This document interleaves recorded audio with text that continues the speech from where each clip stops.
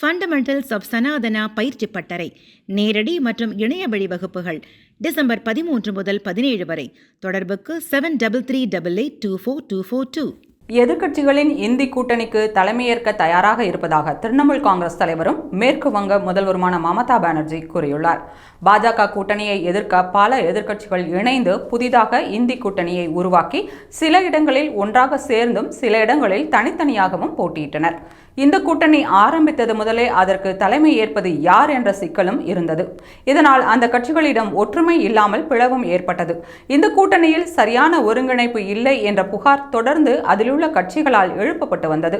இந்நிலையில் திரிணாமுல் காங்கிரஸ் தலைவரும் மேற்கு வங்க முதல்வருமான மமதா பானர்ஜி அளித்துள்ள ஒரு பேட்டியில் இந்தி கூட்டணியை உருவாக்கியதில் தனக்கு முக்கிய பங்கு இருந்ததாகவும், ஆனால் அதை இப்போது வேறு சிலர் முன்னிறுத்தி நடத்தி வருவதாகவும், அவர்களால் அதை முறையாக வழிநடத்த முடியவில்லை என்றும் கூறினார்.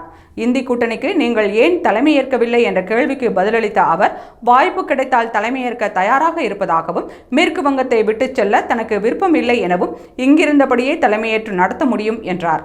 இந்தி கூட்டணிக்கு மமதா தலைமை ஏற்பதற்கு சமாஜ்வாதி கட்சி ஆதரவும் காங்கிரஸ் எதிர்ப்பும் தெரிவித்துள்ளன.